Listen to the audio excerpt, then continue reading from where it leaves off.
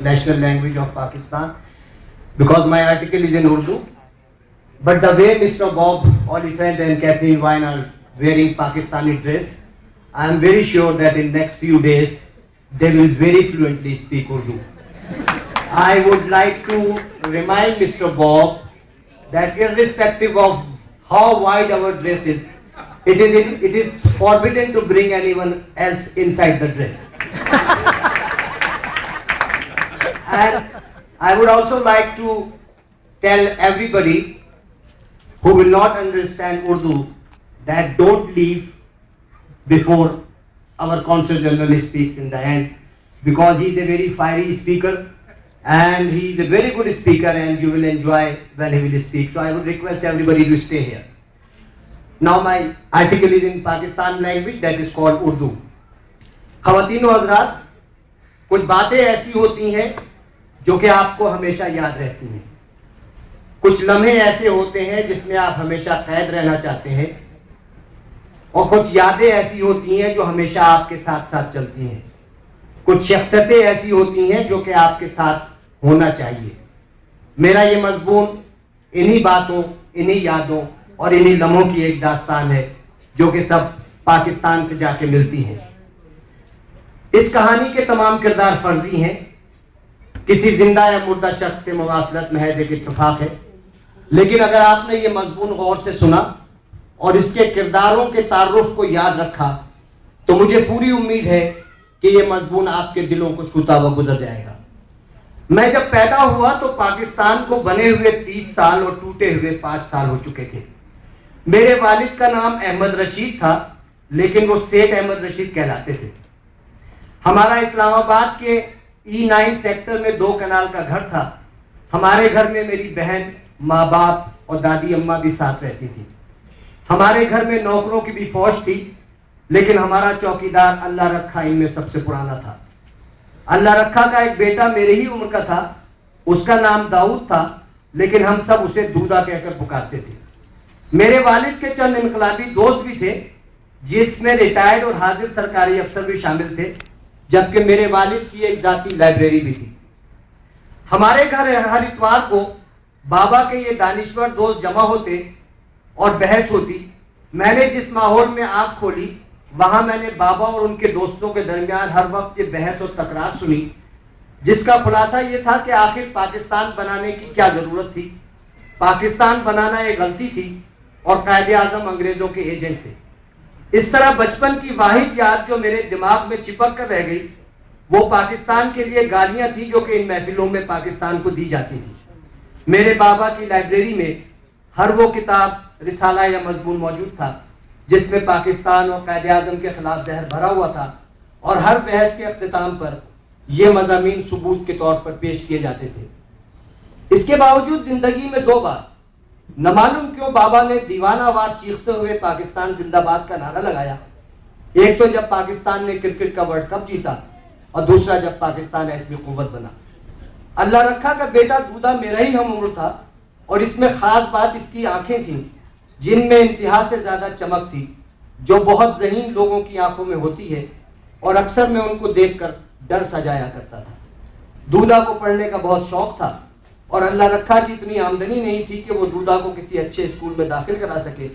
اسی لیے وہ میری پرانی کتابیں لے کر چھپ چھپ کر پڑھتا تھا, اور میرے بار بار کے اصرار کے باوجود میرے بابا نے دودا کو اسکول میں داخل نہ کرایا کہ اگر یہ گھر سے چلا گیا تو دن میں گھر کے کام کون کرے گا.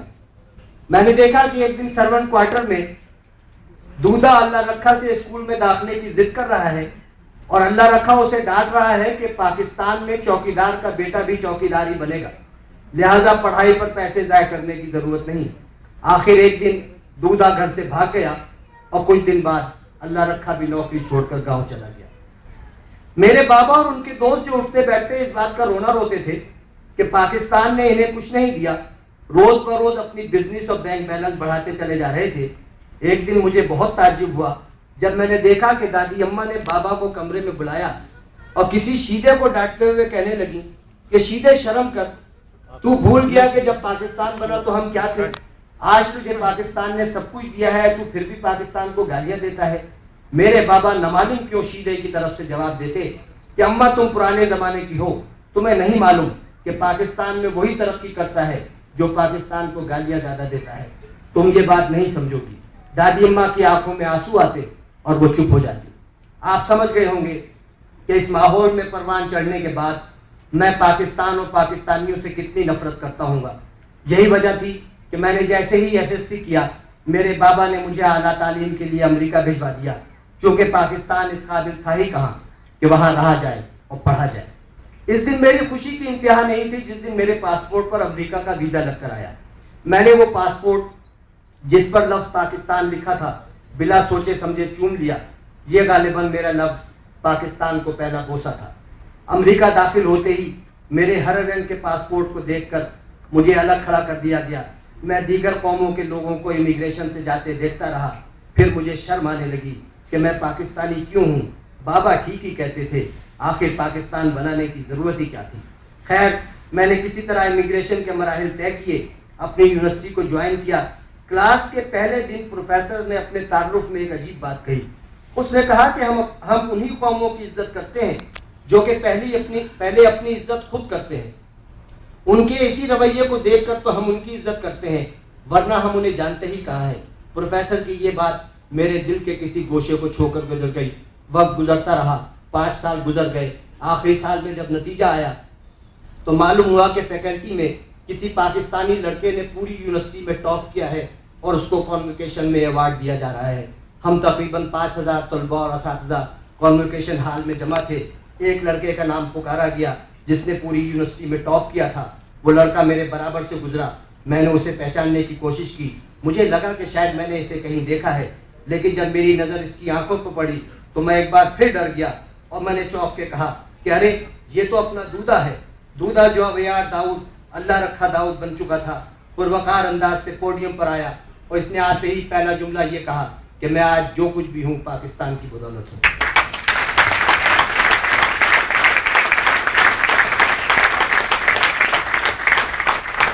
اس کا یہ کہنا تھا کہ پورا مجمع اپنی جگہ کھڑے ہو کر دیوانہ وار تالیاں بجانے لگا. میرا سر شرم سے جھک گیا اور مجھے ٹیچر کے پہلے دن کی وہ بات یاد آ گئی کہ ہم انہی قوموں کی عزت کرتے ہیں جو کہ پہلے اپنی عزت خود کرتے ہیں, ورنہ ہم انہیں جانتے ہی کہاں ہیں. میں نے جب دودھا کو گلے لگایا تو مجھے پہلی بار اپنے پاکستانی ہونے پر فخر محسوس ہوا. میں نے سوچا کہ ایک دودھا ہے جس کو پاکستان نے واقعی باسی کھانوں اور چوکیداری کے علاوہ کچھ نہیں دیا, وہ تو اپنی کامیابی کا سارا کریڈٹ پاکستان کو دیتا ہے. اور ایک سید احمد رشید اور ان کے دوست جیسے لوگ ہیں جن کو پاکستان نے سب کچھ دیا لیکن وہ پھر بھی پاکستان کو گالیاں دیتے رہتے ہیں. اس واقعے کے بعد میں بے چین ہو گیا. میرا ضمیر چٹکنے لگا. میں سوچنے لگا کہ پاکستان اور پاکستانیوں سے نفرت کا کفارہ کس طرح ادا کروں. پاکستان کی بدقسمتی کہ وہاں زلزلہ آ گیا اور میری خوش قسمتی کہ مجھے کفارہ ادا کرنے کا اتنی جلدی موقع مل گیا. میں نے فیصلہ کیا کہ فوری طور پر پاکستان جا کر اپنے ہم وطنوں کی مدد کروں. میں پہلے ہی فلائٹ سے پاکستان آ گیا. اسلام آباد ایئرپورٹ پر اتر کر میں نے سب سے پہلے اس گردآلود زمین کو بوسہ دیا جس کو میں ہمیشہ حقارت کی نگاہ سے دیکھتا تھا. اور آج نہ معلوم کیوں مجھے اس میں وہی مزہ آیا جو میں نے امریکہ جاتے وقت اپنی ماں کے ماتھے کو چومتے ہوئے محسوس کیا تھا.